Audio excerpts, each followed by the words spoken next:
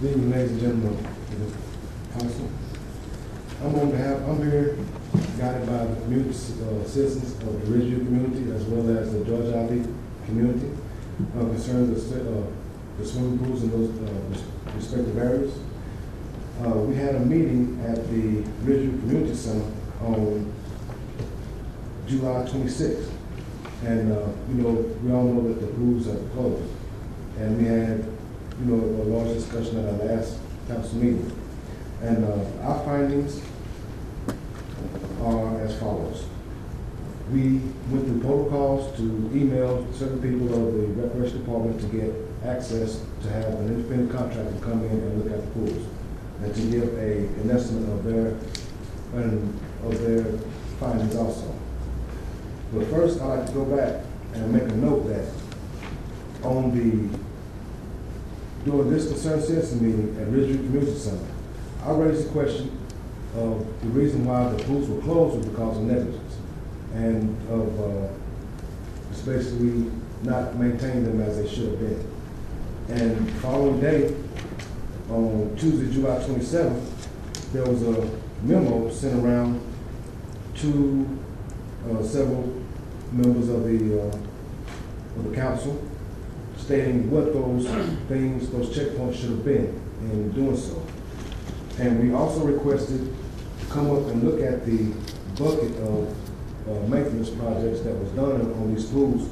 And you see, we found things like this, of this nature, one words, and some of them completely blank. And also, when we went to look at when the pools were inspected for swimming, we found blanks like this, but yet still the pools are not open.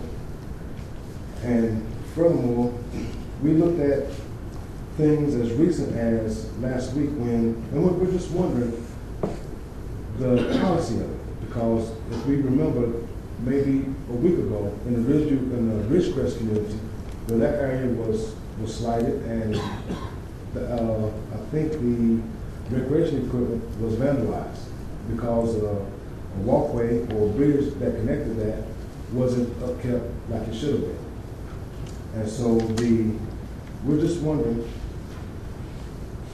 what other steps do we need to take? Because in the recommendations about the pools, it says the recreation areas and facilities shall be equitably distributed and conveniently located throughout the city to provide opportunities for all. This statement implies that fairness in the distribution of facilities. It also recognizes that needs differ from one part of the city to another. For example, close at hand recreation opportunities are more important in lower income neighborhoods than in more affluent areas where transportation does not create problems. Therefore, neighboring neighborhood service facilities should be more readily available in low income areas. I'd like for you to take that into consideration. And also,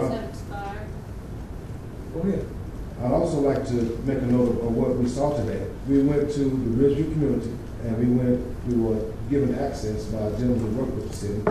We looked at the pool and its condition, and we went down to the pool house.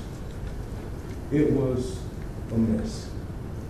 And later on that afternoon, we went through protocol and got sent emails to respective people in the office to get access to the other, because we had an independent contractor come up from Charlotte, North Carolina, reputable person and company. And at first we kind of ran into a brick wall, and then we were granted access. But when we were granted access to the George Ivy pool, it was totally different. The pool was in better condition. There was no paint chips, and the pool house, it looked as though the only thing that needed to be was blown out, and I know the Virginia Graham Bell Act, that I inspected the drains. Mr. Berry, he was there with us.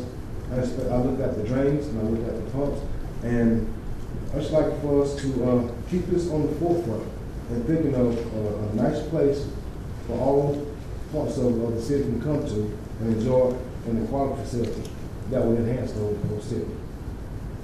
Thank you, Mr. So. Also signed up to speak is Larry Post.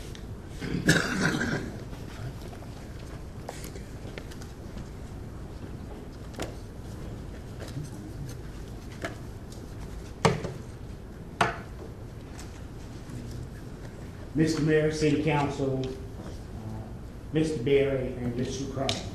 Thank you for allowing me to speak this evening about the swimming pools, both Richview and Ivy Weaver. As you know, we had a couple of folk from the community who came up to inspect the maintenance records of the swimming pools. And as it has already been said, they found a lot of the maintenance records incomplete, not signed. It doesn't say what was or what was not done. When Mr. Berry met with the community, he quoted prices in excess of $800,000 to repair these two pools. Now what we're hearing in the community is that there is going to be 3 charrettes to find out what the community's wishes are, and that the Jackson Group is going to do a phone survey of citizens in the community. We have a deep concern about that survey. Number one, the folk in the Richview community and also some of the people in the Ivy Weaver section of our city feels that hiring the Jackson Group to do the survey is not what it should be. We're asking that an independent contract is given to someone who does not have the city paying them to do as many things as the city pays the Jackson Group to do. Number one, you hire the Jackson Group for your branding and marketing. You've hired the Jackson Group when you went to California for the All-American City.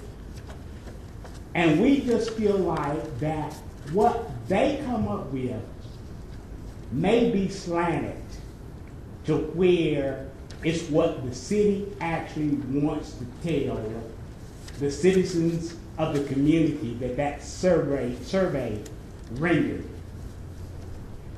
We feel that if we're finding out the things that we're finding out through inspection, then we have to ask, are y'all as city council members, as Mr. Berry's boss, depending on what he tells you, as he expected us to depend on what he told us, which we found was not totally true.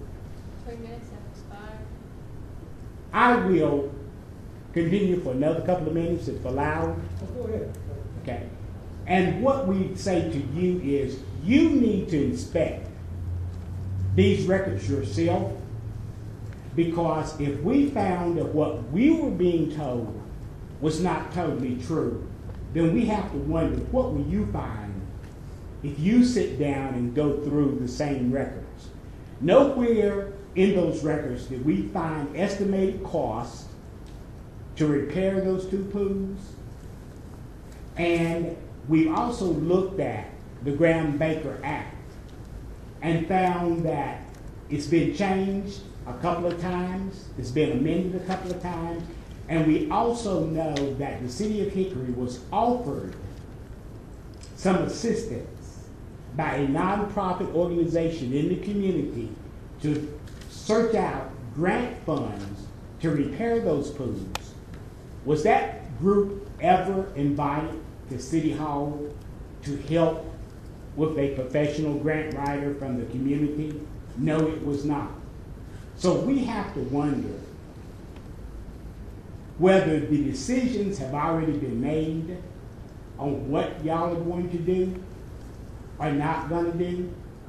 And we would just like to say to you that we hope whatever you do will be in the best interest of the entire city and not just what has been on the back burner in the phases when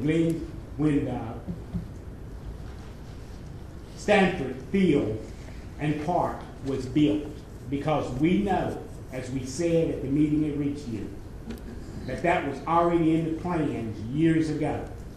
So did you not upkeep the other two pools so you could close them? Take the funds that should have been used to keep those two pools up to build one over Highland Rec? We hope not.